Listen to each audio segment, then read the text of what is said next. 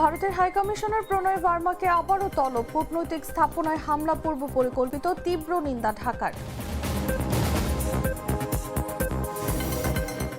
আইনের শাসন নিশ্চিতে ডিসিএসপিদের কঠোর নির্দেশ সিইসি, সাহসী পদক্ষেপ নেওয়ার আহ্বান।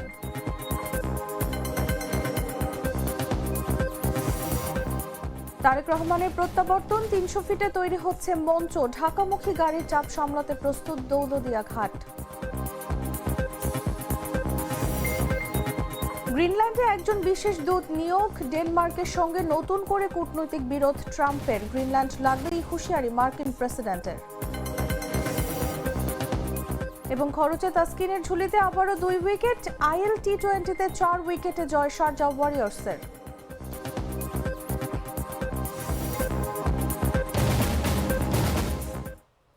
এতক্ষণ শুনছিলেন সংবাদ শিরোনাম। দর্শক, আমন্ত্রণ দুপুর ১টা নিউজে, সাথে আছি আমি তাসলিমা তিথি।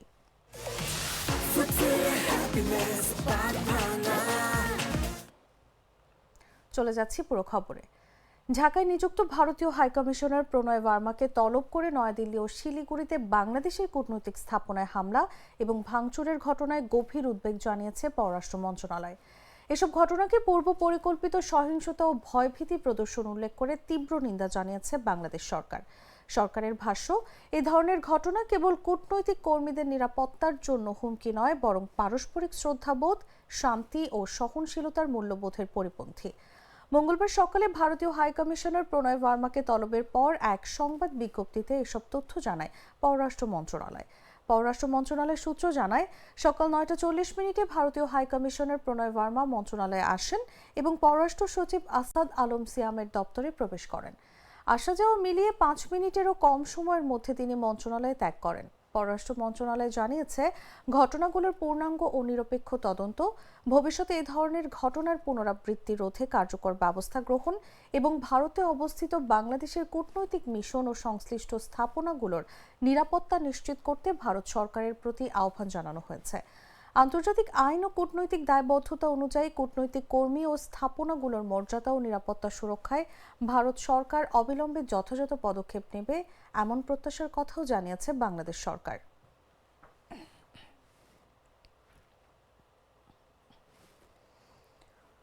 আইনের শাসন নিশ্চিত করতে ডিসিএসপিদের কঠোর নির্দেশ দিয়েছেন প্রধান নির্বাচন কমিশনার এএমএম নাসির উদ্দিন। বলেন, যুগ সন্ধিক্ষণে দাঁড়িয়ে আছে দেশ, সঠিকভাবে দায়িত্ব পালনে ব্যর্থ হলে ভবিষ্যৎ প্রজন্মকে জবাব দিতে পারবেন না, তাই দায়িত্বে ব্যর্থ হওয়ার কোনো সুযোগ নেই। মঙ্গলবার রাজধানীর আগারগাঁওয়ে নির্বাচন কমিশন ভবনে ত্রয়োদশ জাতীয় সংসদ নির্বাচন এবং গণভোট নিয়ে জেলা প্রশাসক ও পুলিশ সুপারদের সঙ্গে মতবিনিময় সভায় এসব কথা বলেন তিনি। যে দায়িত্ব কাঁধে এসে পড়েছে তার কোনো রকম বিচ্যুতি ঘটানোর কোনো সুযোগ নেই জানিয়ে এএমএম নাসির উদ্দিন বলেন, আইনের শাসন কাকে বলে তা এবার দেখিয়ে দিতে চায় ইসি। খারাপ নির্বাচনের অপবাদ ঘুচিয়ে দিতে চায় এই নির্বাচনের মাধ্যমে। সেই সঙ্গে নির্বাচনে মাঠ প্রশাসনের কর্মকর্তা ডিসিএসপিদের সাহসী পদক্ষেপ নেওয়ার আহ্বান জানান সিইসি। আমরা একটা যুগ সন্ধিক্ষণে দাঁড়িয়ে আছি। দেশের অবস্থা আপনারা জানেন, আমার বুঝিয়ে বলার দরকার নেই। এই ক্রান্তি লগ্নে আমাদের উপরে যে দায়িত্ব এসে পড়েছে, আমরা যদি সঠিকভাবে দায়িত্ব পালনের ব্যর্থ হই, আমরা আমাদের ভবিষ্যৎ প্রজন্মকে জবাব দিতে পারবো না। ভাই, এই দেশটা আমার আপনার সকলের দেশ। এই দেশটাকে সঠিকভাবে সঠিক অবস্থায় রেখে দেওয়া, এটা আমাদের দায়িত্ব। We cannot afford to fail in our responsibility. এটা আমাদের আর কোনো সুযোগ নেই। আপনারা ভালো থাকলে, আপনারা ভালো কাজ করলে আমি ভালো থাকি এবং আমি ঘুম করি। আপনারা যদি ভালো না থাকেন, আপনারা যদি ভালোভাবে কাজ না করেন, আমার ঘুম হারাম। আগামী ২৫ ডিসেম্বর দেশে ফিরছেন বিএনপির ভারপ্রাপ্ত চেয়ারম্যান তারেক রহমান। তাকে সংবর্ধনা দিতে রাজধানী ৩০০ ফিট এলাকায় বিশাল মঞ্চ তৈরির কাজ শুরু করেছে দলটি। দর্শক, ৩০০ ফিটের মঞ্চ তৈরির কাজে সবশেষ তথ্য জানাতে এই মুহূর্তে সেখানে আছেন সহকর্মী আব্দুল্লাহ আল কাউসার। সরাসরি যাচ্ছি তার কাছে।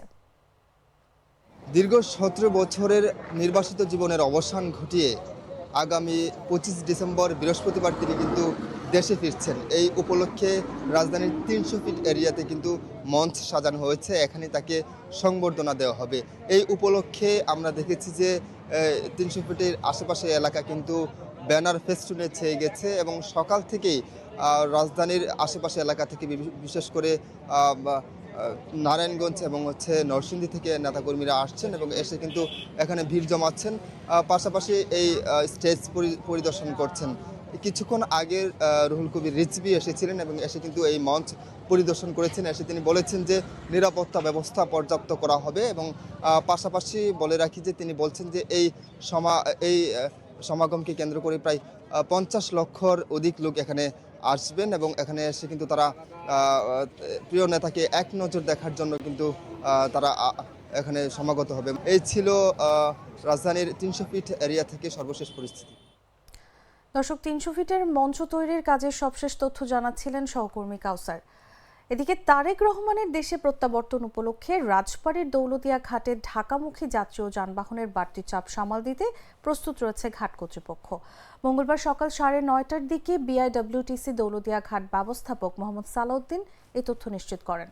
তিনি বলেন, 25 ডিসেম্বর বা তার আগে ও পরে দৌলতদিয়া ঘাটে যানবাহন পারাপারে কোনো সমস্যা হবে না। বহরে ছোট বড় 15টি ফেরি থাকলেও বর্তমানে যানবাহনের চাপ কম থাকায় 10টি ফেরি চলাচল করছে। যানবাহনের চাপ বিবেচনায় বহরে থাকা সবগুলো ফেরি চালানোর প্রস্তুতিও রয়েছে। এছাড়া বর্তমানে 3টি ঘাট সচল রয়েছে। যানবাহনের বাড়তি চাপ হলেও কোনো সমস্যা হবে না বলে আশা ব্যক্ত করেন তিনি। এদিকে ফেরিঘাটের পাশাপাশি যাত্রী পারাপারে দৌলতদিয়া লঞ্চ ঘাটেও বাড়তি চাপ পড়ার সম্ভাবনা রয়েছে। দৌলতদিয়া লঞ্চ ঘাট ম্যানেজার নুরুল আনোয়ার মিলন জানান, দৌলতদিয়া পাটুরিয়া নৌরুটে নিয়মিত 16 থেকে 17টি লঞ্চ চলাচল করছে এবং সবগুলো লঞ্চের ফিটনেস রয়েছে। বর্তমানে যাত্রীর সংখ্যা খুবই কম। দিনে 1000 থেকে 1200 যাত্রী পারাপার হয়, তবে দিনে 8 থেকে 10,000 যাত্রী পারাপারের সক্ষমতা আমাদের রয়েছে। ফলে 25 ডিসেম্বর যাত্রীর চাপ বাড়লেও কোনো সমস্যা হবে না।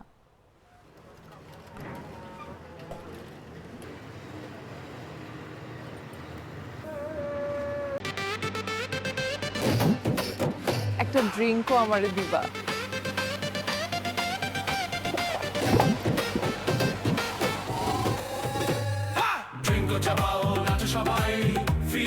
ড্রিঙ্কো হাতে তোমার বিয়ের, হলুদের অথবা রিসেপশনে নাচের ভিডিও #ড্রিঙ্কো দিয়ে শেয়ার করে জিতে নিতে পারো সিঙ্গাপুর হানিমুন ট্রিপ।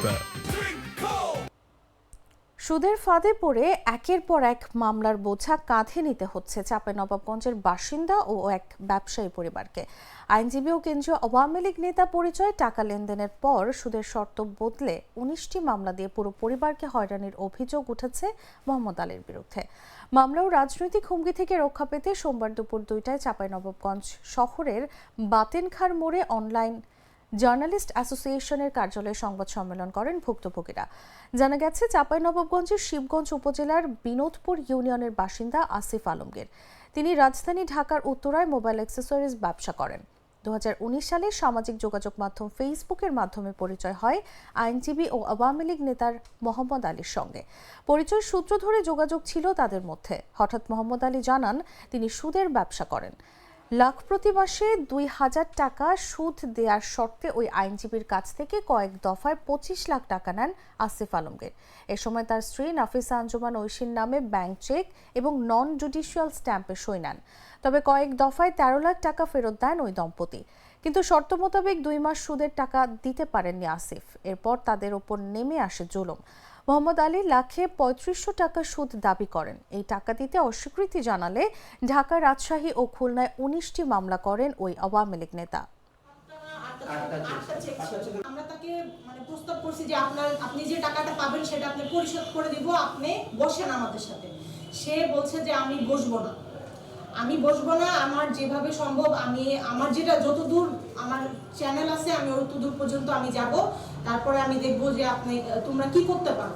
সে আমাদেরকে হুমকি দিচ্ছে, সে রাজনৈতিক মামলাতে আমাদেরকে ফাঁসাবে। বলছে যে এতগুলো মামলাতে যেহেতু তুমি জেলে যেতে হয়নি, তোমাদেরকে আমরা রাজনৈতিক মামলাতে এবার ঢুকাবো।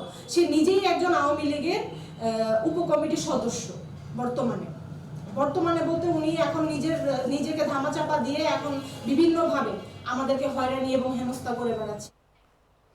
ভোলার লালমোহন উপজেলা স্বাস্থ্য কমপ্লেক্সে ১৩০ জন কর্মকর্তা কর্মচারীর বেতন ভাতা ২ মাস ধরে বন্ধ রয়েছে। ইউএইচএফপিও পদ শূন্য এবং ডিডিওশিপ না থাকার কারণে এই জটিলতা তৈরি হয়েছে। এতে মানবেতর জীবনযাপন করছেন হাসপাতালের ডাক্তার, নার্স ও অন্যান্য কর্মকর্তা কর্মচারীরা। বিস্তারিত জানাচ্ছে জাগোডেক্স রিপোর্টে।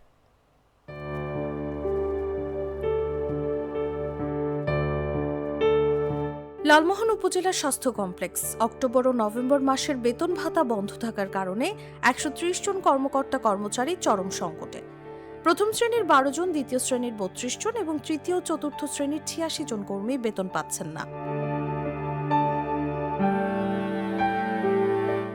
উপজেলা স্বাস্থ্য ও পরিবার পরিকল্পনা কর্মকর্তা পদ শূন্য থাকায় এবং ডিডিওশিপ না থাকার কারণে ভারপ্রাপ্ত কর্মকর্তা ডাক্তার মোহাম্মদ মহসিন খান ২ মাস ধরে বেতন তুলতে পারছেন না। নিয়মিত রোগীর সেবা দেওয়ার পরও নিজের সংসার চালানো, সন্তানকে ঢাকায় ভর্তি করা এবং অসুস্থ অভিভাবকের চিকিৎসা করানো সম্ভব হচ্ছে না স্বাস্থ্যকর্মীদের। চিকিৎসকদের অভিযোগ, ২ মাস ধরে বেতন ভাতা পাচ্ছি না, তবুও প্রতিদিন রোগীদের সেবা দিচ্ছি, সংসার চালানো কঠিন হয়ে যাচ্ছে। বিগত ২ মাস ধরে আমাদের কোনো বেতন ভাতা বিল আমরা কিছুই পাইতেছি না, কিন্তু আমরা আমাদের সেবা বন্ধ রাখি নাই। আমরা দিন রাত ২৪ ঘন্টা রোগীদের সেবা দিয়ে যাচ্ছি এবং অক্লান্ত পরিশ্রম করে যাচ্ছি। বেতন ভাতা না পাওয়ার ফলে আমরা সংসার সচ্ছলভাবে চালাইতে পারতেছি না। যেমন ডিসেম্বর মাস আমার বাচ্চার ঢাকা এডমিশন টেস্ট আমি বেতনের জন্য আর্থিক সংকটের কারণে আমার বাচ্চার এডমিশন টেস্ট আমি দেওয়াতে পারতেছি না। আমার বাবা অসুস্থ, বেতন ভাতা বন্ধ থাকার কারণে আমি আমার বাবার চিকিৎসার খরচও চালাইতে পারতেছি। ভোলা সিভিল সার্জন জানান, উপজেলা স্বাস্থ্য ও পরিবার পরিকল্পনা কর্মকর্তার পদে এখনো কেউ যোগদান করেননি, তবে কর্তৃপক্ষ বিষয়টি দ্রুত সমাধানের আশ্বাস দিয়েছে বলে জানান তিনি। গত ২৯শে সেপ্টেম্বর থেকে এখন পর্যন্ত আমি ইউচিপিওর চার্জে আছি। তো আমাকে আর্থিক কার্যাবলীর যে ক্ষমতা ডিডিওশিপ বলে সেটা আমাকে দেওয়া হয়নি, যার জন্য গত ২ মাস ধরে অত্র হাসপাতালের কর্মকর্তা কর্মচারীদের বেতন বন্ধ আছে, এটা দেওয়া সম্ভব হচ্ছে না। ভোলা লালমোহন উপজেলা স্বাস্থ্য কমপ্লেক্সে স্বাস্থ্যকর্মীদের মানবেতর পরিস্থিতির চিত্র তুলে ধরে সমস্যার সমাধান দ্রুত করার আহ্বান জানাচ্ছে স্থানীয়রা। নিউজ ডেস্ক, জাগো নিউজ। বাছাইকৃত লাল সরিষার দানা থেকে তৈরি হয় প্রাণ সরিষার তেল, আসল ঝাঁঝে আসল স্বাদে। জানাবো আন্তর্জাতিক সংবাদ।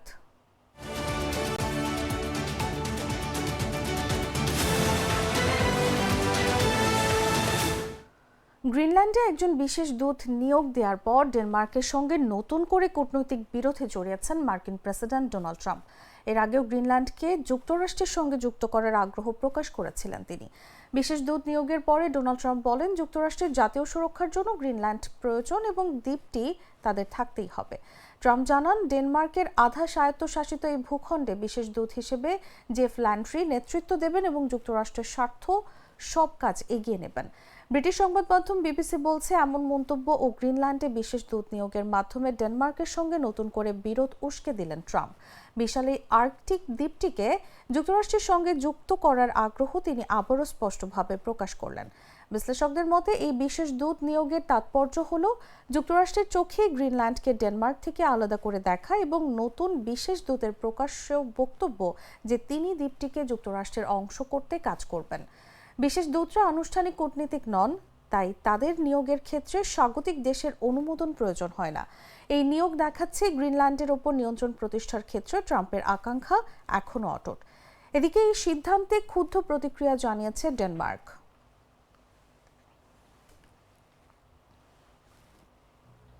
সংবাদ শেষ করব খেলার খবর জানিয়ে।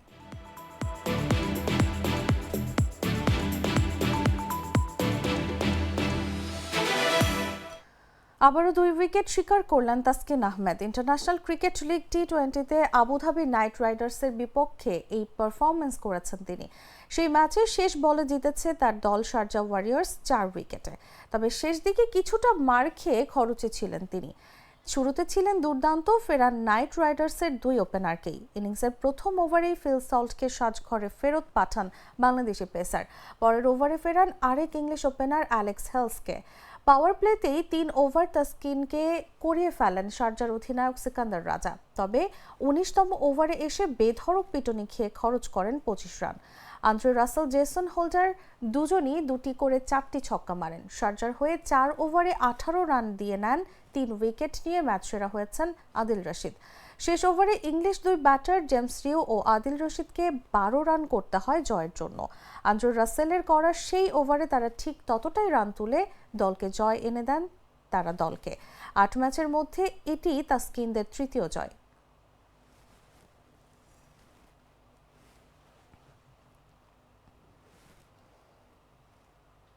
দর্শক, সংবাদ শেষ করার আগে শিরোনামগুলো জানিয়ে দিচ্ছি আরও একবার।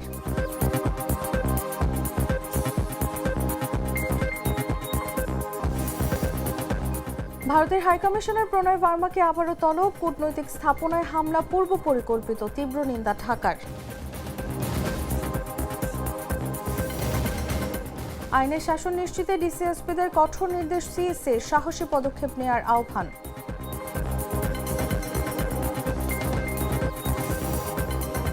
তারেক রহমানের প্রত্যাবর্তন, 300 ফিটে তৈরি হচ্ছে মঞ্চ, ঢাকামুখী গাড়ির চাপ সামলাতে প্রস্তুত দৌলতদিয়া ঘাট। গ্রিনল্যান্ডে একজন বিশেষ দূত নিয়োগ, ডেনমার্কের সঙ্গে নতুন করে কূটনৈতিক বিরোধ ট্রাম্পের, গ্রিনল্যান্ড লাগবেই হুঁশিয়ারি মার্কিন প্রেসিডেন্টের। এবং খরচে তাসকিনের ঝুলিতে আবারও 2 উইকেট, আইএল টি20তে 4 উইকেটে জয় শারজা ওয়ারিয়র্সের।